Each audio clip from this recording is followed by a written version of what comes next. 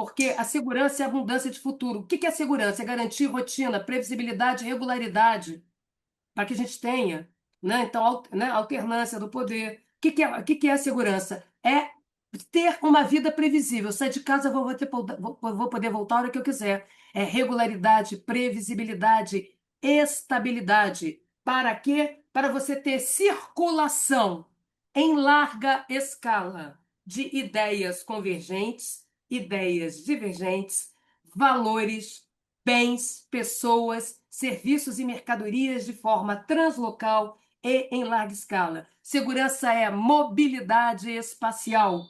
Segurança é deslocamento. Por ser isso, segurança não é reduzir o crime. Reduzir o crime é um meio para atingir o fim, mobilidade plena. Reduzir crime, reduzir, né, violência, reduzir incivilidade. Olha como é que inverte. Eu não posso fazer do crime um fim em si mesmo, senão eu vou ter que fabricar criminoso para depois exibir igual caça. O nome disso é criminalização da pobreza, criminalização do pobre, né? Criar aqui exemplarismos, punitivismos. E esses punitivismos catárticos, na verdade, não produzem efeito com substantivo nenhum. Você sabe, por exemplo, quem gosta de lei dura, draconiana, rígida demais, é o crime organizado. Vocês já viram qual é a resenha do Comando Vermelho? Já viram qual é o código de conduta do Comando Vermelho? Já leram? Já leram o código de conduta o código de conduta do Terceiro Comando? Além de serem muito machistas, a justiça substantiva, instantânea, miojo lamen, entendeu? Autocrática, tá? Decidida por um e dane-se. É para ir para o forno de micro-ondas, vai para o forno de micro-ondas. Vou picotar e entregar você para porco, vou entregar você para porco. Vou raspar a sua cabeça, mulher, porque você não quer dar, não quer fazer sexo com um bandidinho aqui de estimação. Correto? É isso mesmo, tá? Vou sequestrar você para fazer uso sexual de você, gostando do seu pai, sua mãe, seu irmão? Ou não? Farei, tá? Então, leis duras. Para que servem leis duras? Para produzir exemplarismo, porque elas são inaplicáveis para todo mundo. Imagina que eu, como tirana, dona do morro, acordo de mau humor, não é? E decido que o verde é uma cor que eu não gosto. Pego você, escalpelo você, ponho no pelourinho. Mato você mais uns 30, exibo igual Tiradentes, para mostrar quem manda. A gente só faz isso quando a gente não tem estabilidade no exercício do poder. Quando a autoridade é curta, não consegue atingir todo o território. Por isso que não há controle pleno do crime. Por isso que ainda tem salvação no Rio de Janeiro. Bom, mas aí todo mundo que tem. Oh, meu Deus, estou me atrapalhando aqui. Todo mundo que tem, né, que tem camisa verde, volta correndo para casa, tira a camisa verde, que é a doida da tirana, com as taras e manias, disse que não gosta de verde. Aí sai todo mundo de branco. Aí a tirana mata mais 30, escalpela mais 20, para mostrar que branco é cor de Oxalá e ela não gosta, entendeu? Uhum. Ela está perseguindo religiões de matriz africana. E por que perseguindo?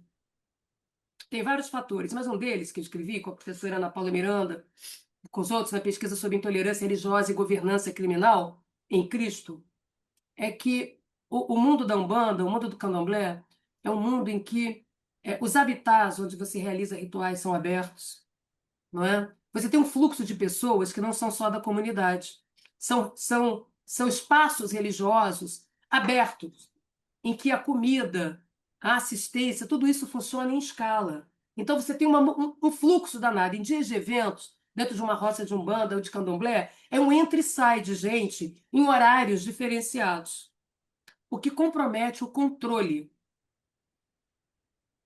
Além do que, né, as religiões afro-brasileiras, essas chamadas de matriz africana, elas estão centradas numa espécie de soberania dos sujeitos, né? Então, receber um orixá seria meio que, em vez de incorporar, excorporar, nessas entidades estão com você, né? Produzindo a sua individualidade, a sua subjetividade, né? Portanto, não boviniza, né? Não transforma em ovelha as pessoas, né? Fortalecendo traços de personalidade, singularidades, para dizer melhor. Então, vamos pensar, tambores, não é o tambor, porque a música crente da Universal, da Assembleia de Deus, com caixas de som para fora, é mais alta, né? Ou da Igreja Católica. não é o som, não é o cheiro da comida, né? Por que que também não é o cheiro da comida? Porque nos espaços religiosos evangélicos, neopentecostais, as pessoas fazem comida, vendem salgadinhos, tem quermesses, festinhas e tudo mais, como na Igreja Católica. Não é a comida, não é o cheiro do dendê, não é o baticum do tambor, porque tem, né, a música gospel altíssima, né, com megafones por lá de fora para todo mundo ouvir, porque quanto mais se ouvir a voz, né, de Jesus, a voz de Deus, mais, né, se poderá ter acesso a ele, né? Então cada um é dentro dos seus ritos, não é? Então não também não é isso. Mobilidade. Vem gente de fora, gente estranha. Eu não tenho como controlar plenamente. Já, né, as igrejas evangélicas, você pode abrir várias num ponto comercial, ao passo que uma roça de candomblé, uma roça de umbanda, o território é central, o território é sagrado. Ali estão plantadas, né, as chamadas entidades, né? O espaço é sagrado. Ele tem que ser constituído de forma sagrada. Já no mundo evangélico, né, que é um mundo, eu diria, com uma lógica mais contemporânea, você aluga uma salinha comercial, coloca um banner e pronto, virou uma casa de oração, né? E ali você exercer. Só que aquelas pessoas que frequentam aquela casa de oração, não é? Aquele lugar de culto, aquele lugar sagrado ali, né? Sacralizados são daquela comunidade. Então permite controle, permite disciplina, rigor na disciplina. Eu fiz esse parênteses para voltar a falar, então, do mundo draconiano, leis duras. Quanto mais rígida for a sua religião, quanto mais rígida for as regras de conduta, né, do governo criminal, melhor, tá? Que produz disciplina, sujeição, obediência, tá? Agora produz uma outra coisa ainda melhor. Nesse sentido, políticos de extrema-direita, assim como, né, os gestores, né, do crime organizado, combinam quando propõem lei duras. Porque todos os dois sabem que essa lei não pode ser aplicada de maneira universal. Eu vou matar todo mundo? Porque ninguém passa no teste da pureza existencial, que todo mundo aqui pratica um ou outro pecadilho, não é mesmo? Será que dá para eliminar o pecado da humanidade? Então eu vou usar da mão dura o tempo todo com todo mundo, não vai sobrar índio para eu mandar. Vai ter cacique, mas não vai ter índio, não é? Então isso é para produzir exemplarismo e facilitar uma coisa ainda mais importante: negociar privilégios e corrupção nos gabinetes e no fio do bigode. Quanto mais dura é uma lei, mais passível de manipulação, manobra, corrupção e impunidade ela é, porque ela é inexequível. O que é ser inexequível? Ela não é passível de ser cumprida integralmente. Então, ela gera limbos, ela gera buracos que permitem negociadas, corrupção. E aí, os de cima, aqueles que têm 30 advogados, como o líder do crime tem, né? A Jaqueline não tem nenhum para defender ela, mas o dono do morro tem, né? O político também tem, não é? O empresário rico também tem, não é? Então, ali dá para negociar, né, a forma, ao mesmo tempo que posa de rigoroso. Olha, se isso funcionasse, a lei de crimes de onda da época da morte, né, da Daniela Pérez, certo? E se o que importa na lei é a sua execução, a capacidade de executá-la, tá? É por isso que a ação de polícia tem mais impacto sobre o crime do que a ação da justiça, tá? Porque a polícia atua no tempo presente, a polícia atua no antes que algo aconteça, no durante e no depois. A justiça só atua no depois que rolou. O Ministério Público só atua no depois que rolou, tá? Então veja, não é, que a retórica das leis, olha como eu estou combatendo o crime com lei dura, né? Os donos do crime, os corruptos dentro de palácio dão gargalhada, porque eles serão os primeiros a terem privilégios, não é? Esse é o problema, que quando a gente pensa, a gente tem que pensar o fluxo de segurança e justiça criminal, tá? A aplicabilidade, a execuibilidade, a capacidade de execução. Eu crio uma lei que não é possível de ser cumprida. Eu não tenho mão de obra para isso, eu não tenho estrutura para isso, não dá para isso. Tá certo? Isso é uma coisa. Outra é criar uma lei que não é passível de ser executada plenamente. Então ela vira o quê? Objeto de barganha, de corrupção. É por isso que aqui a gente diz que as leis não pegam. Nós autoritários, à moda brasileira, hierárquicos, adoramos fabricar lei. Né? Mudou a lei, mudou o mundo, tá certo? Porque, na verdade, a gente quer ser tratado com cada caso um caso. Nós queremos particularizar a lei, né? Adequar a lei a gente. Então, quanto mais dura é uma lei, mais ela pode ser adequada às características particulares de Jaqueline, a classe social da Jaqueline, o nível de instrução da Jaqueline, a cor da Jaqueline, o que indica da Jaqueline, correto? Então, você vai experimentar uma seletividade na aplicação da lei que se transforma numa desigualdade e exclusão. Em vez de ter produção de justiça justa contra o crime, você tem soluções judiciais que produzem agradinhos. Não é à toa que a gente viu aí, né? Tem notícia, desembargador que canta, né? Canta os contos, né? Ali, canta pedrinha para o presidente né? da Câmara Legislativa, não é? Para poder avisar o outro, que não sei o quê, como eu cansei de dizer em CPIs. Olha como é um incômodo, né? Eu disse que o crime se organiza de dentro do Estado, que não é o crime que invade o Estado, é o Estado que organiza o crime, que não existe lugar em que o Estado não esteja. Não existe Estado paralelo, é uma categoria ridícula, né, que oculta as relações de poder. E para que se criaram essa categoria político-midiática? Para ocultar a participação de agentes do Estado. Eu disse lá atrás, né, que criminosos, os donos do morro, para sair dos seus espaços em operação é combinado, tem vazamentos. E quem é que pode tirar aquele sujeito dali? É o outro criminoso comum? É quem tem passabilidade. Lembra que eu falei que segurança é mobilidade? É deslocamento, é circulação?